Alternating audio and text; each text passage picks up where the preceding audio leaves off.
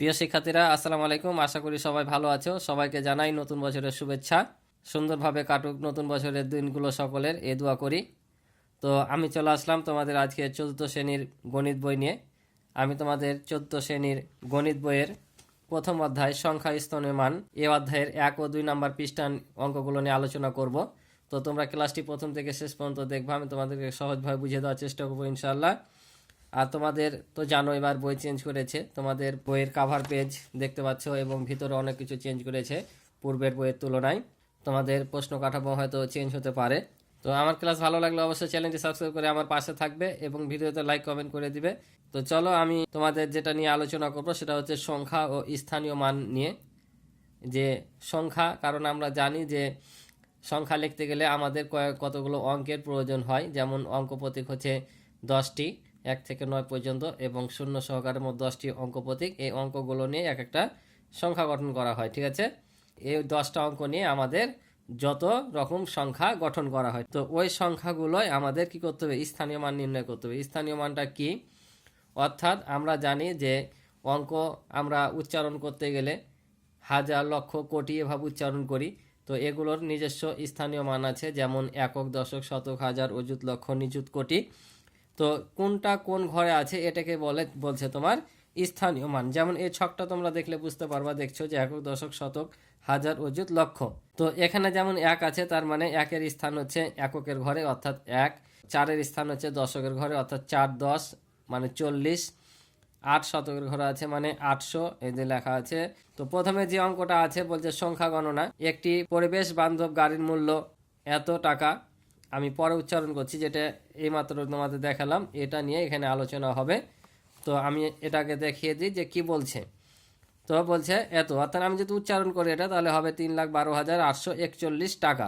আমরা কিভাবে এই সংখ্যাটি গণনা করতে পারি ও লিখতে পারি? তো বলছে এসো আমরা ভেবে দেখি কিভাবে বড় সংখ্যা গণনা করা যায়। আমরা তৃতীয় শ্রেণীর মতো স্থানীয় মান ব্যবহার করে গণনা করে পড়তে ও লিখতে পারি। চলো আমরা গাড়ির মূল্য পড়ি এবং লিখি।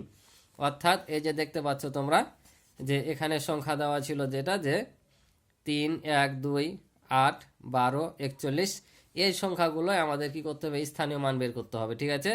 তাহলে এখানে কি আছে, 1-এর স্থানীয় মান হচ্ছে 1, দশকের স্থানীয় মান বলছে 10। তাহলে একক আর দশকের ঘর মিলে হয় কি ঘর, দশকের ঘর, অর্থাৎ 41। 4, 10, 1, 41। আবার শতকের ঘরে শুধু 800 নিজে উচ্চারণ হয়, তাহলে শতকের ঘরে 8 আছে, তার মানে কি এটা 800 হবে, ঠিক আছে। এই হাজার আর অযুত মিলে হয় হাজারের ঘর, অর্থাৎ এই চতুর্থ পঞ্চম ঘর মিলে হবে হাজার। অযুতের নিজস্ব কোনো উচ্চারণ নাই, ঠিক আছে। আমরা যখন কোনো সংখ্যা পড়ি দেখবা যে আমরা কোনো সময় বলি না যে 1 লক্ষ এত অযুত এত নিযুত, এভাবে পড়ি না। আমরা পড়ি যে 1 কোটি, 20 লক্ষ, 30 লক্ষ, হাজার, এভাবে পড়ি। তাই অযুতের কোনো নিজস্ব নাম নাই, শুধু এই অযুতটা হাজারের সাথে যুক্ত হয়ে হাজার উচ্চারণ হবে। অর্থাৎ অযুতের ঘর মানে হচ্ছে 10,000, 1 অযুত মানে হচ্ছে তোমার 10,000। 1 অযুত সমান যদি 10,000 হয়, তাহলে এখানে আবার আছে হাজারের ঘরে 2, তার মানে 2,000। তাহলে এই ঘরে 10,000 আর এই ঘরে 2,000 মিলে কত হবে, 12,000 হবে। তাই দেখো 12,000, অযুতের কোনো উচ্চারণ হয়নি। এই দুটা ঘর মিলে হাজার এবং অযুত মিলে হবে হাজারের ঘর, অর্থাৎ 12,000 উচ্চারণ হয়েছে। দেখো এখানে 1, 10, 2, 12, অর্থাৎ 1 অযুত সমান 10,000। তাহলে 1 অযুত আছে এখানে 10 আর এখানে 2, দেওয়া হলো তোমার 12,000। আর লক্ষের ঘরে আছে দেখো 3, তার মানে এটা বোঝাচ্ছে 3 লক্ষ। তাহলে আমরা যদি এটা পুরাটা উচ্চারণ করি কত হবে, 3,12,841। তাহলে আমরা এই সংখ্যাটি পড়ি 3,12,841। এভাবে আমাদের স্থানীয় মানগুলো বের করতে হবে, ঠিক আছে। এই যে এখানে দেখো বের করার নিয়ম দেখে দিয়েছে, আমরা পরের পৃষ্ঠায় আছে শিখবো। আগে উদাহরণগুলো একটু দেখে নিই, তাহলে তোমরা আরো ক্লিয়ার হবা।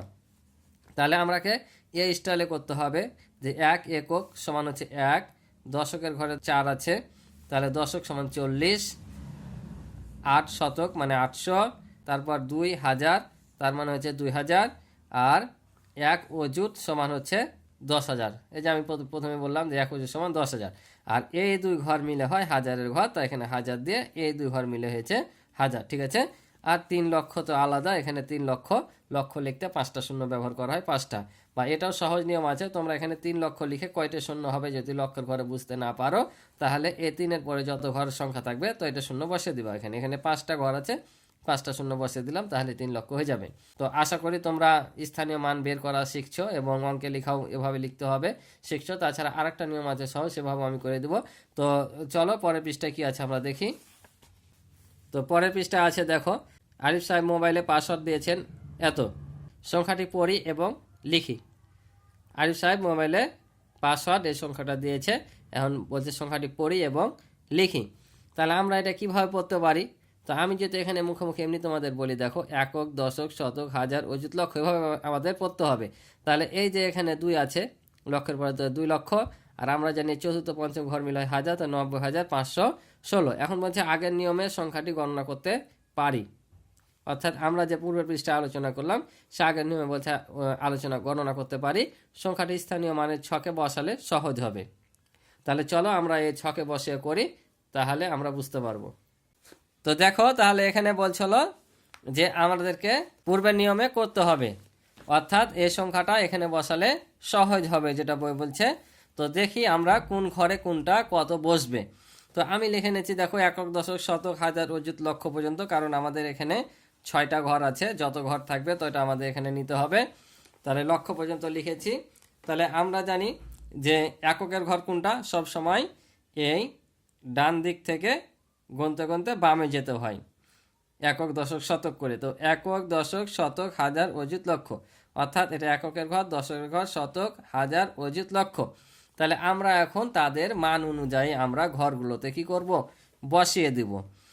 আর এই যে এখানে দেখো ছক কেটেছি, এখানে 2 ঘর মিলে একটা ঘর করার উদ্দেশ্য হচ্ছে এই 2 ঘর মিলে হবে দশকের ঘর, এই শতকের ঘরটা একাই, আর এই 2 ঘর মিলে হবে কি হাজারের ঘর, কারণ অযুত কোনো এককভাবে উচ্চারণ হতে পারে না। আর লক্ষের ঘরে একটাই, কারণ লক্ষর ঘর উচ্চারণ হয়।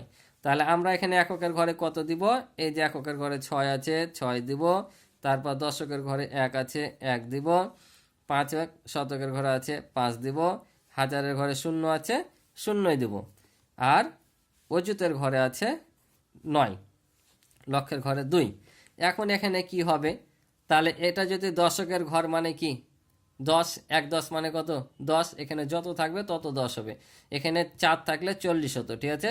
তাহলে 1 আছে মানে 10, আর 10-এর সাথে 6 যোগ করলে কত হয়, 1 10 6 16, তার মানে এখানে হবে তোমার কত 16।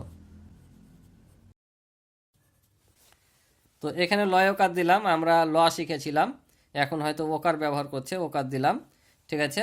তাহলে আমরা এখানে পেলাম 16, এখানে কত 5 শতকের ঘর আছে, তাহলে 500, তাহলে আমরা এখানে লিখব 500, ঠিক আছে, 500 বা 500। আর আমি কি বলেছি এই 2 ঘর মিলে হবে 1000, তো 1 অযুত সমান হচ্ছে 10,000, তাহলে 9 অযুত সমান 90,000, এই হাজারের ঘরে কিছু থাকলে এই 90-এর সাথে যোগ হয়ে যেত, যেহেতু এখানে কিচ্ছু নাই তাহলে কি হবে 90,000ই হবে। তাহলে এখানে লিখে নেব 90,000। তোমাদের এখানে কথায় লিখতে হবে, যেহেতু তোমরা বানানগুলো 1 থেকে 100 পর্যন্ত দেখে নিবা, তোমরা ধারাপাতগুলো কিনো সেগুলো দেখে নিতে পারো। তারপর এখানে তো কত আছে 2 লক্ষ, তাহলে আমরা এখানে লিখব 2 লক্ষ, ঠিক আছে। তা আমরা এখানে পেয়ে গেলাম। এখন বলছে নিচে দেখো সংখ্যা কথায় লিখি। তো এখানে তো কথায় একরকম লেখা হয়ে গেছে, জাস্ট এগুলোকে জোড়া লাগিয়ে এখানে বসিয়ে দিতে হবে, ঠিক আছে। তো চলো আমরা জাস্ট এটা কি করি, এখানে লিখে দিই যে 2 লক্ষ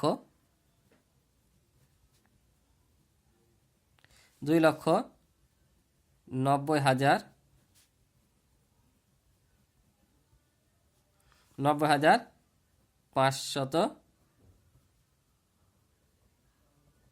500 কত 16,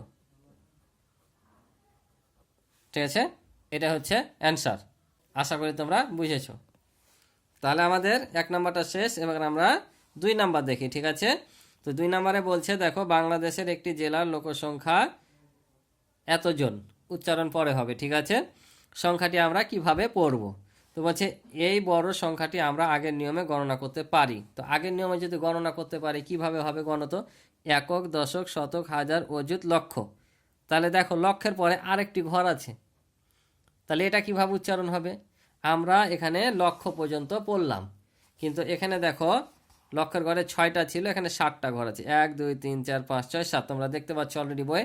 তো 7টা, তাহলে একটা এখানে বেশি এসে, বেশিটা কিভাবে পড়বো? তাহলে এখানে দেখো, তাহলে লক্ষের পরে কি ঘর আছে? লক্ষের পরে কিন্তু আরও কয়েকটা ঘর আছে। তো লক্ষের পর পরে যে ঘরটা, যেটা আমাদের এখন দরকার, সেটা হচ্ছে নিযুত। তো লক্ষের পরে কি ঘর আছে? নিযুত। অর্থাৎ আমাদেরকে এটা নিযুত বলতে হবে। একক, দশক, শতক, হাজার, অযুত, লক্ষ, নিযুত। তো দেখো নিচে দেওয়া আছে, অর্থাৎ এখানে দেখো, এখানে একটা ছকটা দেওয়া আছে লক্ষ পর্যন্ত, এটার স্থানীয় মান দেওয়া নাই। তাহলে এটার নাম কি হবে? এই যে আমি বললাম কি, লক্ষের পরে নিযুত। তাহলে লক্ষের পরে আসবে নিযুত। একক, দশক, শতক, হাজার, অযুত, লক্ষ, এটা হবে নিযুত। তো এই যে দেখো এখানে লিখে দিয়েছে, যেহেতু এখানে করে দেওয়া আছে, জাস্ট আমি তোমাদেরকে বুঝিয়ে দিচ্ছি, ঠিক আছে? যে একক, দশক, শতক, হাজার, অযুত, লক্ষ, নিযুত, অর্থাৎ এই ঘরটার নাম হবে নিযুত। তো নিযুতকে কিভাবে পড়া হয়? এই নিযুতটা আবার এই লক্ষের সাথে যুক্ত হয়ে যায়। যেমন অযুত কোনো এককভাবে উচ্চারণ হয় না, হাজারের সাথে যুক্ত হয়ে হাজার উচ্চারণ হয়, তেমন এই নিযুতটা লক্ষের সাথে যুক্ত হয়ে লক্ষ উচ্চারণ হয়। অর্থাৎ 1 নিযুত সমান হচ্ছে 10 লক্ষ, কারণ এখান পর্যন্ত আসলে তোমার কি 1 লক্ষ হয়। তাহলে এখান থেকে এখানে যখন আসবো, তখন আরও একটা শূন্য বাড়বে, কারণ আমরা জানি এই সংখ্যাগুলো প্রত্যেকটা সংখ্যা 10 গুণ করে বাড়ে। তাহলে 1 লক্ষকে 10 দিয়ে গুণ করলে হবে 10 লক্ষ। অর্থাৎ নিযুতের ঘরে যত থাকবে তত লক্ষ। 1 থাকলে 1 লক্ষ, 2 থাকলে 2 লক্ষ, 3 থাকলে 3, 9 থাকলে 9 লক্ষ। তাহলে এখানে কত আছে? 3 আছে, তার মানে কত লক্ষ? 30 লক্ষ। মানে 1 নিযুত সমান হচ্ছে 10 লক্ষ, আর 3 নিযুত সমান 30 লক্ষ। আর লক্ষের ঘরে কত আছে? 1। তাহলে এই 30-এর সাথে একটা যুক্ত হয়ে কি উচ্চারণ হবে? 31 লক্ষ হবে। তাহলে দেখো আমরা কি নিযুত উচ্চারণ করলাম না। তাহলে নিযুতের ঘরে যত থাকবে তত লক্ষ, আর এখানে যত থাকবে এই অযুতের আর হাজারের মতো যুক্ত হয়ে তত উচ্চারণ হবে। অর্থাৎ এখানে 30 আর 1 31, অর্থাৎ 31 লক্ষ। তাই এখানে বলছে আমাদের নতুন স্থানটির নাম নিযুত। 1 নিযুত হলো 10 লক্ষ, ঠিক আছে? 1 নিযুত অর্থ হলো 10 লক্ষ। বুঝতে পারছো? তাহলে যখনই 1 নিযুত থাকবে 10 লক্ষ। এখান থেকে তোমরা দুটো গুরুত্বপূর্ণ টিক চিহ্ন বলো সংক্ষিপ্ত প্রশ্ন পেয়ে যাবা। প্রশ্নে আসতে পারে তোমাদের যে 1 অযুত সমান কত হাজার, 1 অযুত সমান 10,000, 1 নিযুত সমান কত লক্ষ, 1 নিযুত সমান হচ্ছে 10 লক্ষ। তাহলে এখানে হচ্ছে অযুতের ঘর পড়া হয় হাজারের সাথে যুক্ত হয়ে, আর নিযুতের ঘর পড়া হয় লক্ষের সাথে যুক্ত হয়ে। তো আশা করি তোমরা অঙ্কগুলো বুঝেছো। তো আজকে এই পর্যন্ত ছিল পর্বের অঙ্ক। ভালো লাগলে অবশ্যই চ্যানেলটি সাবস্ক্রাইব করে আমার পাশে থাকবে এবং ভিডিওতে লাইক কমেন্ট করে দিবে।